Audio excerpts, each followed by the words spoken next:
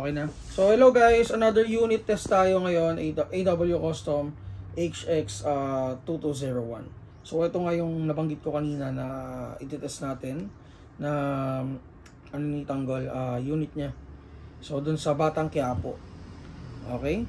So sa AW Custom kasi guys, pansin nyo, ang daming varieties, ang daming pagpipilian, ang daming unit na maganda.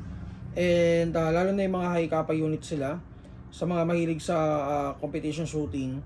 So one of the best unit na may recommend namin dito sa store is the AW Custom for competition use. So makita nyo naman, mostly ng mga unit sila is naka short stroke na. And ano talaga siya, design for competition talaga. So ito around ano siya, 7 inches. Kung familiar kayo sa 7 inches na Dragon ng WE, so ganito rin yun, ganito kahaba. So pero ito, naka-split slide ba yun? Hindi ko naka-split slide din, di ba? Okay, so naka-split slide din to guys. Pero mas maano siya, mas maporma siya and mas solid. Okay, so ayun, isa-isahin natin yung ano niya, features niya. Okay? So una is the metal slide and upper and lower frame. Okay? So fully ano siya, realistic. So as you can see, 'di ba? With the colorway, talagang mas ano siya, realistic. Okay? So yung competition style slide niya, ito. Yan. So yung nabanggit ko kanina, naka-split slide din siya. So and may ano siya, ported yung ano niya, slide, and skeletonized yung upper niya. Ayun. With 45 ECP markings din and fiber optic sights.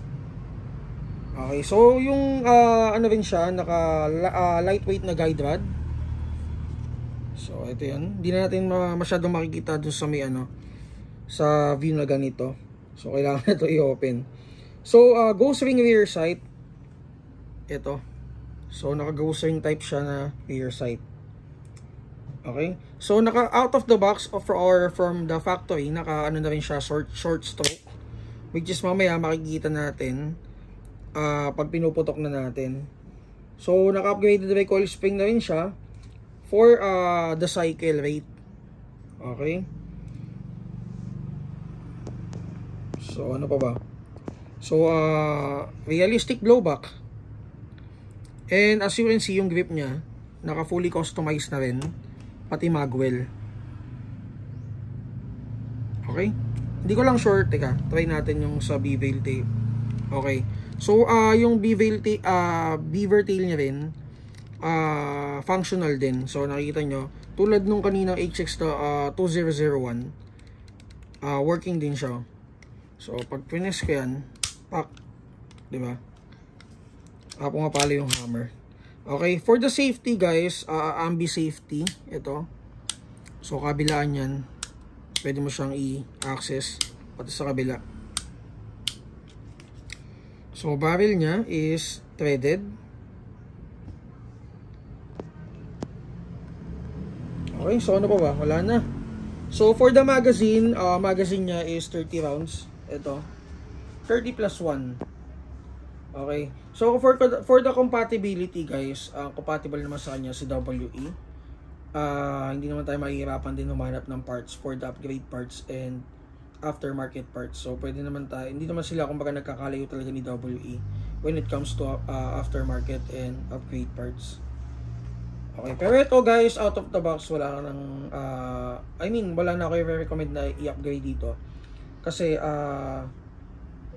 mostly nung stock niya is talagang na ready na for the competition use. Okay? So naka-skeletonized rin siya, trigger and hammer. Okay, so test natin guys. Check natin kung ilang FPS to out of the box. Firing. Naka-safety pala. 356. Eto, tingnan nyo guys ha. So papakita ko sa inyo kung gaano siya kabilis. Teka, tingnan natin ko lang. Ito. So, enough na siguro yan para makita nyo yung performance niya. Okay? Firing. Okay. So, mabilis yung cycle niya. Okay, so again, this is the HX2201. Dalawang kulay ang meron, isang color black, which is the HX2202, and this one, silver color, meron din. Okay, so yun. Ay, yung ano niya pala, yung frame niya pala guys, ito. So, hindi natin napakita. So, kita yung,